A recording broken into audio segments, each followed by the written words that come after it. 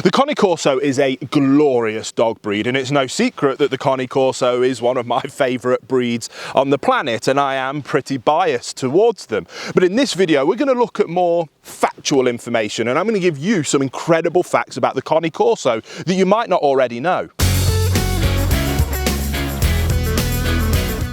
Welcome back to my Cane Corso show. If you're interested in the Cane Corso, then this is the channel for you. And in today's video, we're going to look at 3 fascinating facts about this beautiful breed. So I'm going to hand you over to one of my breed history experts that's going to break that down for you right now. Number 1, they are a breed on the rise. That is perhaps an understatement. The Cane Corso is having one of the most extraordinary explosions in popularity that the dog world has ever seen, and particularly the giant breed and guardian dog world. After growing in unofficial popularity behind the scenes in America for about 50 years, the Cane Corso was officially recognised by the American Kennel Club in 2010. When it gained this recognition in its first year, it ranked as number 50 in popularity in America, more popular than 100 or so breeds that were already on the list of recognised breeds. In the 11 years that followed, it climbed all the way to 21st by 2021, sailing past both the Bull Mastiff and the English Mastiff and stopping just short of the Great Dane to compare with other Mastiff breeds. I'd bet everything I own that it'll be in the top 20 this year at least when the statistics are published. Whether it can topple the immortal position of the Great Dane remains to be seen, but if any Mastiff breed can do it, it's the Corso. The Kennel Club of the UK is still to accept the Cane Corso as an officially recognised breed, and so the statistics are nebulous at best, but anecdotally I have seen the same increase in my country. When I first brought my Corso, Bonnie, home in 2015, nobody had ever heard of the breed when I told them what she was.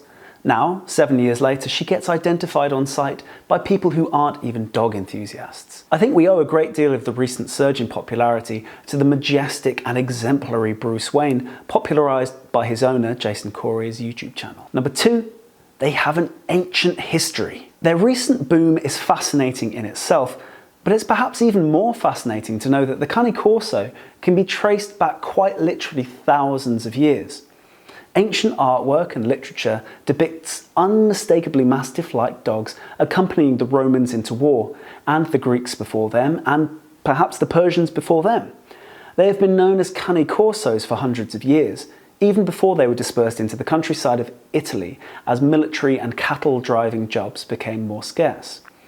Perhaps the most iconic and enduring image of the Molossian dogs, precursors to the Cane Corso, is of the so-called FENRIR, who were powerful, tenacious war dogs who would charge into battle with barrels of burning oil carried on their backs, taking down the hapless enemy as they did so. Whether all Mastiff breeds can trace their origins back to the famous war dogs of Epirus in ancient Greece is debatable, but the Cane Corso has perhaps the greatest claim to this title, perhaps tied with the Neapolitan Mastiff, if they are, as many believe, the same dog in different regional varieties. Number 3, they might be the same breed as the Neo.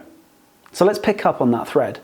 According to many experts who worked directly with rustic dogs in rural Italy that formed the benchmark of what would become the Cane Corso standard, there had always been a heavier and a lighter working Mastiff type in Italy since ancient times, as is common in many natural breeds in the countryside.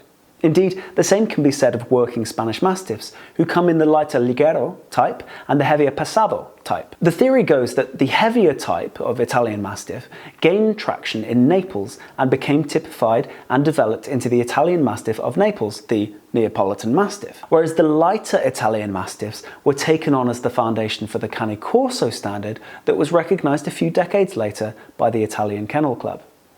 In order to distinguish these breeds from one another, the differences were reinforced and extended by breeders of the two types. Whether such a theory can ever be proven for sure is unlikely, but recent DNA profiling shows that there is a huge amount of shared genetic material between the two breeds as they exist in Italy. Guys, I hope you enjoyed that video. If you did, please hit that like button, subscribe if you are new here. We make multiple videos like this every single week to help ensure that you know everything you could ever want to know about the incredible Cane Corso, and we can't wait to see you here on the next episode.